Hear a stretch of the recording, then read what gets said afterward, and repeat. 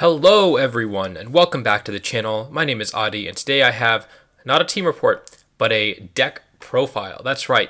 This weekend I played in MBT Yu-Gi-Oh's Chalice Line Monthly. It was a 165 player tournament and as you can see I went 7-1 in Swiss before actually winning the entire thing through top 16, meaning I went 11-1 total with Prank Kids. That's right. This deck is alive. If you are a Pokemon player and you don't really play Yu-Gi-Oh, you might have some trouble understanding what's going on here. If you are a Yu-Gi-Oh player, first off, welcome to the channel. This is where I normally make Pokemon VGC content, which is like the competitive battling aspect of Pokemon. And I take a lot of inspiration from Yu-Gi-Oh content. I've been playing Yu-Gi-Oh for at least, I think, like almost 2 years now. And so if you are interested at all in Pokemon, I encourage you to subscribe. But I wanted to talk about this list that I used to win just because I think there's two really interesting aspects of it. The first is obviously how do you play Prank Kids without Meow Mu or limited to one. I put a lot of thought into this, just like how do you have to recalibrate the deck. And the second thing is how do you play with Crossout Designator, which is of course going to, as a format warpingly good card. And how do you build a deck in this format? I think that I won this tournament partially because I figured out Crossout Designator interactions a lot better. And so I resolved Crossout Designator quite a number of times. And I don't think my opponents resolved it more than once on me through the 12 matches that I played. And so I want to talk about those two things. And then I'll talk about the deck itself because that is it kind of falls into place once you figure out those two aspects. So the first thing, of course, is Meow Mu is limited to one. Which means that the way that Prank Kids decks used to play is no longer viable. And when this happened, I originally thought, yeah, this deck is dead. This deck is not feasible anymore. The way you play the deck is traditionally you would just normal summon a Prank Kid, go through your one card combo. If you got stopped, no big deal. You played a bunch of defensive cards, and you could always just go through the same line again next turn. Of course, Pac, when he won the YCS, played it a little differently because he had Polymerization, he had Parallel Exceed. I don't like Parallel Exceed just because I don't think it does enough going second, but going first, it certainly does a lot. But Polymerization was absolutely incredible when I started running it after he popularized it, just because I think that if you have Polymerization and two Prank Kids in hand, you can break any board. Maybe not like a Prank Kid board because they will just Raigeki your field. Maybe not a Drytron board because they will negate Polymerization, but a lot of the other decks in the format don't really have spell and trap removal, or spell and trap negation, excuse me. And so they don't really have a way to stop you from doing that. And once you get those bodies on the board and you have the ability to pop off like that and just basically go like +6, it's really hard to stop. And so I decided that the way that you need to play with Meow Mu Limited, obviously turn one, you can go through your one card combo. But if you get stopped, you no longer have the ability to continue. And so, of course, Crossout Designator really helps you continue with those plays. But also you need the extender, which is a Polymerization or a fusion spell and an additional Prank Kid. And so I really prioritized making sure that I would always be able to continue playing. At least most of the time I would be able to continue playing, even if I got Ash Blossoms turn one, or I would have a Called by the Grave or a Crossout Designator to just stop that altogether. And then secondly, the other priority was how do I follow up, right? Like your board is not always going to win you the game. If your opponent can clear your board but not like establish their own dominant board, then you do really want to be able to keep playing. And for that, you just need a fusion spell because you will often, you Battle Butler, you summon out 3 guys off the Battle Butler, you have 4 guys on field. Battle Butler either floats or it destroys their entire field twice, at which point you need to have a way to turn those cards into more cards. You often have cards in hand as well. Again, you need to just be able to turn those into a follow-up, and for that, you very often need a fusion spell. And so I really prioritized having access to Polymerization or Pandemonium at all times. And then on turn 3, to make a second push, I have some or turn 5, excuse me, my third turn, I have some interesting texts that I'll talk about as I get into them. And then the other thing is Crossout Designator. Again, this card is format warping, and it changes the way that you play. And my philosophy was I never wanted Crossout Designator to resolve against me. And so I think that this card primarily benefits combo decks, decks that can really just pop off. And if they set up their board, they are basically never going to lose. Usually you need 2 hand traps to stop them. Maybe if you have 1 hand trap, you might be able to break their board. Against Drytron, like a lot of times if you hand trap them once, they either have nothing or they just maybe have Dragoon, or they have their entire board anyways, and you just hand loop yourself for one, which is fine because you were never breaking the board anyways, without Forbidden Droplets. And so with that in mind, I said, okay, well, it's not feasible to play 9 hand traps like most people were playing because, half the time they will just have Crossout or Called by the Grave and you won't be able to play. You need to play 15 hand traps to be very likely to see 2, at which point they need, if you only get one of those off, most combo boards are going to continue playing through that anyways, so it's really not worth it. Whereas previously 15 hand traps almost guaranteed that you were able to stop a combo deck turn 1. And so it just really isn't feasible to play hand traps and try to stop combo decks through hand traps. You need to be playing hard going second cards a lot of times. So that was kind of my philosophy there. The other thing that I thought about Crossout Designator was that it's kind of bad going second. Like it is just a really bad card going second. It will almost never have any sort of effect unless you already manage to stop them from setting up. It just doesn't do enough. And so I actually didn't play a max out on it in the main deck because I wanted cards that were better going second. That's really all there was to it. And so to go over the list, I guess, so obviously it is a prank kid list, especially with the fusion focus. You need to max out on your prank kids. So you got 3 Roxys, 3 Lampsies, 3 Dropsies, and 3 Fancies. Of course, they all do the same thing basically. They have slightly different effects. You've probably seen prank kids by this point. The deck is like a year old. The modern version of the deck is a year old, and you at this point, if you haven't seen the lines, there are better places to learn them. 1 pranks, that's just an engine requirement. I'm not playing Desire, so I don't need 2 of it. And then I'm playing 2 prank kids place, which gives me a total of 14 prank kid names essentially. You could play 3, but instead I'm opting for terraforming and set rotation. So this is essentially 2 more copies of it. The reason I'm opting for this instead of place, first off, you obviously don't want to brick on prank kids. It does happen. It's really unfortunate when it does if they stop you. If they don't stop you, then it's fine, right? But you want to have access to place at all times. But I opted for flexibility because I said, there are times where I want this 3rd card to be a place, or 4th card to be a place. There are times I want it to be a fusion spell instead. And so I opted for 1 fusion recycling plant so I could turn essentially these 3 cards or these 2 cards into a copy of place or a copy of polymerization at any given time, which would really help me extend after 1 hand trap. And then, so Fusion Recycling Plant, of course, just lets you discard a card to add polymerization from your deck or graveyard to your hand. So theoretically, you could only play 1 polymerization if you really wanted to. And then also, it has a cool second effect where in the end phase, you can add a card back to your hand that was used as a fusion material. That came up once to like recycle a Meow Meow. It usually doesn't come up, but if it does, it's a cool effect. Actually, it comes up more if you have this card on your field and you Pandemonium on your opponent's turn, at which point you usually already won, but you just can just like recycle one of those materials and add it back to your hand, which is kind of cool. Not something that I really game played for. It really was just there to search polymerization. Then, of course, I play 2 polymerization, 2 Pandemonium. You also don't want a brick on these fusion spells, and I'm functionally playing 7 copies of them because of the set rotation, terraforming, fusion recycling plants is 3, and then on top of that, the 2 polymerization, 2 Pandemonium. Of course, you can't turn a terraforming or a set rotation into both a prank kid and a polymerization, so it's a little bit. It's not completely correct to call them 7. To say I have playing 16 prank kids and 7 fusion spells. But the flexibility is usually appreciated because I don't think I ever had a situation where I was sitting there with 1 prank kid and not having access to a fusion spell or a second prank kid. And then, of course, to actually find these cards after you get hand trapped, because that's really important, to play through those hand traps, you need triple tactics talent. Because this just lets you draw 2 if you don't have combo, and if you already have combo, if you can already just play through the hand traps, either because you draw it with Crossout Designator and you negate their hand trap, or Called by the Grave and you negate their hand trap, you can just rip a card out of their hand, or if you already have the fusion spell and extra prank kid, you can rip a card out of their hand, make sure that the rest of your plays are going through. And then also, it just going second, this card, I play this card over a 3rd tactics. I played 3 tactics over 3 Crossout. Because I wanted 6 anti-hand trap cards, right? So I have 3 tactics, 1 Called by the Grave, and 1 Crossout Designator, 2 Crossout Designator, excuse me.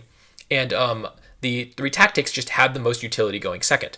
Called by the Grave occasionally has utility going second, like into Dragon Link specifically. You get to negate the Hieratic Seals, but beyond that, it's a pretty bad card going second. And against Phantom Knight, like low key, it's really good into Phantom Knight because you can stop them from popping with Rusty Bardiche because you can banish the Xyz monster. And so I guess like that is some utility, but Tactics is just the best card going second as far as anti-hand trap cards, and that's why I maxed out on it. And then, so moving back onto the engine, we also play the Instant Fusion. That's just like the best card in the deck because you just get to summon out a free Rocket Ride, which adds summons 2 back. It's Soul Charge for 1,000 life points. It's crazy. So that's pretty much the Prank Kids engine. It's pretty standard with the exception of like the Fusion Recycling Plant package. But again, I really prioritized having that flexibility. Being able to draw into like a set rotation or a terraforming was huge because it meant that I could either add the polymerization that I needed or the Prank Kid name that I needed. It was really useful as far as flexibility goes. And then, of course, because you are running 1 set rotation, 1 terraforming, you might as well throw Mystic Mine in the deck. First off, it means that if you do open up Fusion Recycling Plants, and you need the Prank Kid placed, you can still access it, although of course then you are potentially mining yourself. More importantly, it's just a really good going second card. It turns the terraforming and set rotation into going second cards as well. So again, that's just why these cards just have so much flexibility in the deck. I really love this. They put in so much work the entire weekend, and I don't think it would be quite the same in terms of consistency to play a third place and a third polymerization and then having 1 flex spot. That just didn't seem worth it. Although Mystic Mine is not great into every deck, like it's really bad into Virtual World. It's not great into Dragon Link because they can just bounce it with their trap card. Into Tri-Brigade specifically and Drytron if you can like sort of break their board. It's amazing. And into Phantom Knight was really, really common this tournament. And it put in work against Phantom Knight as well. And then 3 droplets. This is just the best going second card if you don't want to. Again, the goal is to not get hand trap. The goal is to not play hand traps because I don't want to lose a crossout. And so if you are going to get comboed, droplets is just a way to stop your opponent's interaction and just like not let them resolve across a designator and force them to just have this dead card against you. And you just play this critical mass of spells. You play so many spells and all your monsters do the same thing. So it's really not hard to send a spell and a monster and make sure that they can't negate it and also can't cross you out. It is really bad into Virtual World. That is the one thing that I will say about this card. So yeah, these are the essentially you have 9 going second cards in this list, which is kind of what I wanted, along with the 3 hand traps. So really like 12 cards that are really have a lot of utility going second. And then on top of that, if you open polymerization and 2 Prank Kids and they don't have a spell trap negate, you are just good to go going second. So that was kind of the philosophy. 12 going second cards, as well as maximizing the odds that you can play through a hand trap. And then also maximizing the odds that you have follow-up with a fusion spell, which you very often need. And so again, that kind of explains all of that. Again, I only played 2 Crossout because I wanted 6 anti-hand trap cards, and this has the least utility move going second, and I sided the third one, and I'll talk about my siding patterns a little later. Then you play the 3 cards that I care about for Crossout. I don't play Effect Veiler or Impermanence because realistically those cards are really bad into Prank Kids. You usually can just play through them very easily. You will lose access to Pranks or Pandemonium, usually Pranks, if you don't hard open Pandemonium. And you get Veilered, but that's usually okay. It means you have a little less follow-up, but like you're still getting the double Butler, and you still have a lot of cards next turn. And of course they did just lose a card from their hand, so they have less access to cards to play through. And so Ash, of course, will stop your normal summon. Nibiru is the bane of this deck because you just kind of play into it. Ghost Spell, I didn't think people would play, but I figured that people might play a more diverse hand trap lineup with Crossout. That was another advantage this deck had, is that if people are playing a breadth of hand traps, or if people are playing like 2 Ash Blossom, 2 Nibiru, 2 Veiler, 2 Imperm, to try to use Crossout effectively, then they're probably playing more hand traps that are bad into this deck. Also, because the deck got hit on the ban list and was probably going to be represented less, I thought that the hand traps that were good into this deck would be a little less common. So people wouldn't be playing Ghost Spell. People would be playing Imperm and Veiler because those are better into Tri-Brigade. So that was like maybe a little bit of a meta call, but it's hard to make meta calls early in the format. That really wasn't the point. But still, so you only play 1 of these. You don't need 2. You play 2 if you like think they're going to be good cards for your deck. But if you're only using them as Crossout targets primarily, obviously these have utility going second as well. A lot of times you will hand trap your opponent and they won't have Crossout, they won't have Call by the Grave. But if you are primarily playing them as Crossout targets, don't play 2 of them. The situation where you need 2 of them is when you draw Crossout, you draw one of these cards, and also your opponent draws that specific card. Which is less likely, especially now because they're playing Crossout. So it is it's really just not worth it to play multiple of these hand traps unless you think the hand trap's already good into the metagame. And when you're playing a more rogue deck like Prank Kids, the hand traps that beat you aren't always the Prank Kids that beat the metagame, like in this case Ghost Bell, and so you don't really want to play multiples of them. You could justify playing 2 Ash for sure. And then the spice of the deck is the Thunder Dragon Fusion and the Nemesis Corridor, and these are a little bit of a package. And so the Thunder Dragon Fusion is actually growing in popularity in Prank Kids even before the Banlist hit, just as a way to recycle your resources and summon a Battle Butler.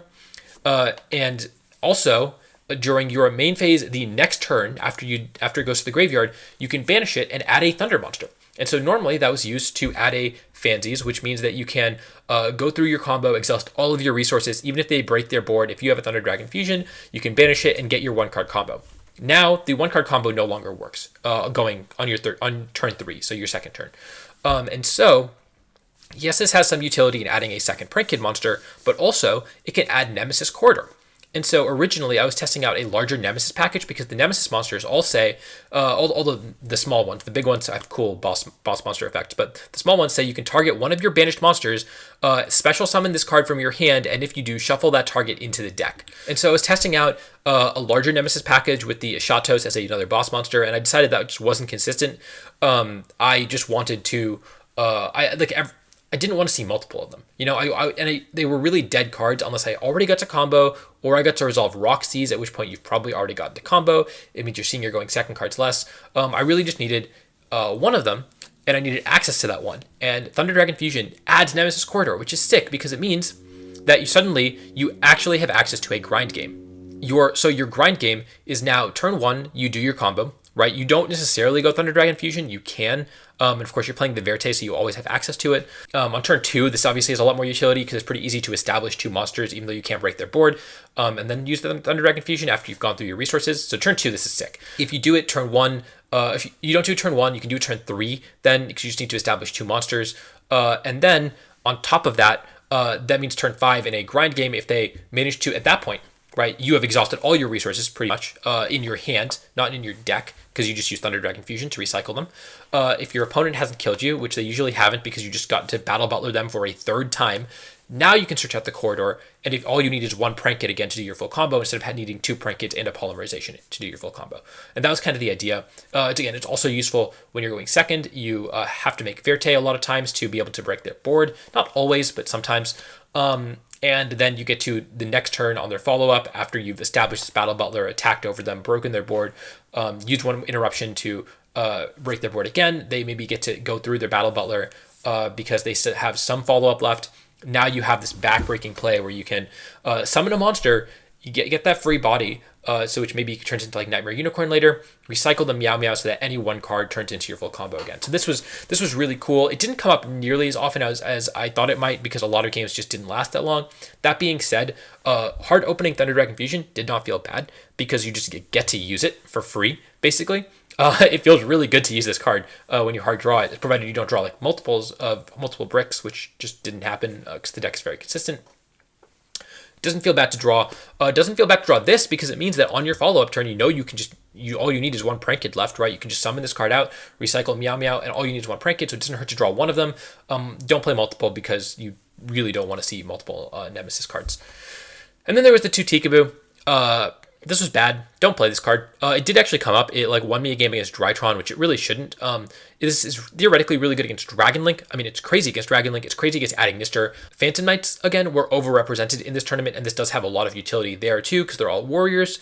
It turned out that it would happen to be a good play because Phantom Knights were overrepresented. I thought Dragon Link would see a lot more play, and I thought this would be really good into that. But at the end of the day, it really didn't actually do that much. And you want to side it out going first in game 3 or game 2 because your opponent is siding in their spell trap removal anyways. Obviously you keep it in against Dragon Link against these other decks that are just so weak to it. But Tri-Brigade can play through it. Drytron can play through it by making a Nightmare Phoenix. Drytron playing through it does mean that they are suddenly unable to make Zeus consistently. So in that sense, it is a lot better. But they do just get to pop it. So you can't just rely on this card. So this card had some utility. I would take it out and I would play more consistency cards if I were to run this back. But certainly not the worst card. And then going into the extra deck, it is pretty standard. I did play 2 Battle Butler. That was the one strange thing. I thought that I might need a second one with having access to a Thunder Dragon Fusion as follow-up. I didn't regret it. You might be able to get away with 1, but I think 2 is probably reasonable, especially now that you have more extra deck space because you have 2 slots that used to be Meow Meow. 1 Rocket Ride, 1 Weather Washer, 1 Totally Awesome. I'm not playing any other Exceeds because I'm not playing Parallel Exceed. Access Code, Nightmare Unicorn, Nightmare Phoenix is something that I think a lot of people aren't playing, but again, you have the extra deck space. It was either this or Rip Roaring Roaster for spell and trap removal, and I decided this was going to come up a little more, just as a generic link too, and it did. It was useful. Doodle Doo, you play 3 of it, 1 Bow Wow. Doodle Doo is just crazy. Like, I don't need to talk about this card. If you've seen Prank Kids play, you see how crazy this card is. Bow Wow Bark, obviously, you play at 1. The Meow Meow, you're limited to 1, sadly. And then the Link Spider and Verte Anaconda. The Link Spider is there because you turn the token off of Pranks into a Link Spider, and then you have 2 effect monsters, provided you have, any other Prank Kid on the board, to turn into Verte. I also, one game in Top Cut, I managed to steal a Nibiru with my tactics, turn the Nibiru token into Link Spider, and then make Verte and get my full board, and then they broke that anyways. So some other applications, but generally speaking, I think the Verte package is kind of a necessity if you're playing Thunder Dragon Fusion, and I think you need to play Thunder Dragon Fusion now because you need other ways to access Battle Butler beyond your 1-card combo. Moving on to the side deck, I think the side deck was also really interesting because it plays into Crossout a lot. So I did play the 3rd Tikaboo in case I was playing a matchup that was really weak to it. It was again, I didn't side this in very often. That most of the time people are siding in their spell trap removal. I would play different cards. I just did not know what to put in my 15th slot in the side deck. And also the last 2 slots in my main deck. I just figured these were useful cards that wouldn't lose to there were cards that had a lot of utility that wouldn't lose to Crossout. But they were more for going first. You could very reasonably play Solemn Judgment instead and just feel the same, or Solemn Strike. Then the Crossout sideboard. Going first, you always side in Crossout Designator, Skullmeister, Twin Twister, and Cosmic Cyclone. And the reason is because people are going to realize this really quickly. Crossout does not just work on hand traps. It works against cards that break your board. And in Prankid's case, Twin Twister and Cosmic Cyclone are the cards that break your board. And so I knew that I had to side these 4 cards in every single time going first. And in fact, round 1 was my only loss in the entire tournament. I played a very competent Tri-Brigade pilot. And they, game 3, I just forgot to side in the Cosmic Cyclone. I sided in the Twin, and I forgot the Cyclone, and I got punished. I had the set Crossout Designator, I had the full Prank Kids combo, and my opponent Cosmic to my Pandemonium. And I was looking at it, and it's I just totally forgot to side in the Cosmics, and I got punished so heavily. First game with Crossout, so people are gonna make mistakes, but I don't think I made the same mistake ever again. That happens to you once, and you're like, I'm never letting this happen again. So that's something to keep in mind. Again, the 1 Skullmeister, just because I think people might be playing more diverse hand traps now, and I didn't want to lose to it. And also, I think it has a decent amount of utility going into Drytron, into Tri-Brigade. Not a ton of utility. It's certainly not the main card that you want, but it's a card that hits you really hard. And so I really wanted to have one of them in case someone was playing it. And in fact, I just drew it more often than I drew it quite often, and it came into play against Drytron. So I can't really complain. It came into play against ABC too. I wouldn't have been able to outgrind ABC if I couldn't turn off their resource loop with Skullmeister. Yeah, so those are the cards that you side in going first. The second Cosmic is just a good card into back row decks. It hits Eldritch, it hits Virtual World really hard because you can get rid of their Chuche. And so you sided in going first against Virtual World for sure, and also going second. It's it's a good card. It gets rid of resources from back row decks. Mystic Mine usually has a presence in these tournaments, and so I wanted to have more out to that as well. Then you have the triple Lancia and triple Droll and Lockbird, as well as 2 Nibiru. Of course, you're maining 1, so this is the 3rd one. These were the hand traps that I thought were the highest impact into the metagame. Obviously, I did say that I didn't want to lose to Crossout, but if you can only have 1 hand trap, you want those hand traps to be really high impact. And so Nibiru, of course, is sick into almost every combo deck. You want it against a lot of rogue choices like Salamangreat, like Phantom Knight, obviously, was at this point maybe not rogue because it does really benefit from Crossout, but certainly it hits them very hard. It hits opposing prank kids. It hits so many other decks, and of course, it also hits Virtual World really hard, which was another one of my priorities. The Droll and Lockbird is really good into Drytron specifically, but also it hits like Invoke Shaddoll Dogmatica really hard. It does stuff into Tri Brigade. And then lastly, you have the Lancias, which I think honestly, in hindsight, I might have just mained Lancia because if this was a more like established metagame, what do you want to face? You're going to face Tri Brigade, and it hits that. It hits Virtual World, it hits Phantom Knights, it hits Dragon Link really hard. Droll also hits Dragon Link really hard. It only doesn't hit Drytron, and if you can accept that you can't like beat Drytron going second, then Lancia is like totally reasonable to main deck. So I genuinely might main deck Lancia for the rest of the format. And then, of course, you play the one Harpy's Feather Duster as your fourth form of back row removal. Just generally good card. And without Prank Kids in the format, you don't need to play quick play removal. Like, you obviously want it against Shaddoll Schism, but that's really the one place where you want quick play removal over just mass destruction. And so Feather Duster is just, very, very useful. And then in terms of cards that I would side out, I would usually side out going first the Mystic Mine, the Set Rotation, and the 2 Forbidden Droplets. I would keep a third in case I could cross out Forbidden Droplets, although realistically, if you can chain Crossout, meaning that they didn't send a spell card, you can usually chain Crossout and send any card, and then also chain your quick effect monster effects. So it isn't like the worst thing to do, but it is sometimes inopportune. And if you have totally awesome, then they usually will send a spell in a monster. So like, I don't think it's ever better to not make Toad, but like theoretically it might be if you really want to play around Forbidden Droplets. And so the other cards that I would side out going second, I guess going first, like you can also side out the Thunder Dragon Fusion Nemesis Corridor if you think that your opponent's deck cannot grind, because then you don't need this corridor. It just like it only comes up later in the games or when you're going second. You can side out Tikaboo if it's not going to be useful. And I think those are like the main cards. Occasionally, I side out Roxy's if I really have a lot of stuff that I want to side in, because a lot of times you don't need the third Roxy's, but then you reduce the chance you see the additional Prank Kid with Polymerization, which I really didn't want to do. And then also, going second, I would always side out the Crossout Designators. I think they're really bad going second. Maybe outside of like a mirror match, which I never saw. Like depending on the matchup, you side out Hand Traps. Depending on the matchup, you might side out Mystic Mine. And similarly, Set Rotation. Depending on the matchup, you side these guys out. You usually side out There Can Be Only One. And that's like pretty much all there is to siding. Like the side deck inboard is pretty straightforward. And so yeah, that's pretty much all there is to say. In terms of my tournament run, this video's already gone pretty long. I don't want to talk about it too much. Like I said, I lost round 1. I very easily could have lost round 2. I was playing against Trap Tricks and just like needed to see Polymerization to break their board because normal summoning was never going to get me there. And I just didn't see it until I was at 300 life points. And then I had like Harpy's Feather Duster, Polymerization, 2 Prank Kids in hand because they just couldn't kill me fast enough. And that was game 3. So like I very easily could have gone 0-2 drop in this tournament. I played a round 7 against Phantom Knights where I got to pull off the Mystic Mine loop. If you don't know the Mystic Mine loop for Prank Kids, what you do is you get to, it's a perfect loop where you have Polymerization or Pandemonium and 2 Prank Kids in hand. You summon out Rocket Ride with those 2. You chain block the Rocket Ride with a Prank Kid to burn for 500 ideally. Attack directly. Use this effect. You have no monsters on field when you use the effect because you tribute it for cost. Summon out 2 cards and then make those Doodle Do. Doodle Do Chainlink 1, the Prank Kid Chainlink 2. So you chain block the Doodle Do as well. They can't negate and destroy it.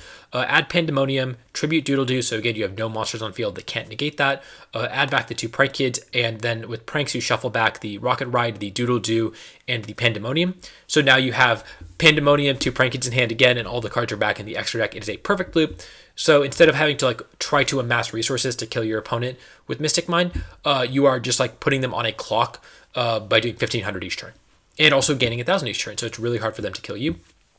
So that's kind of like how I dealt with Phantom Knight in round 7. I'm also played Phantom Knight in finals.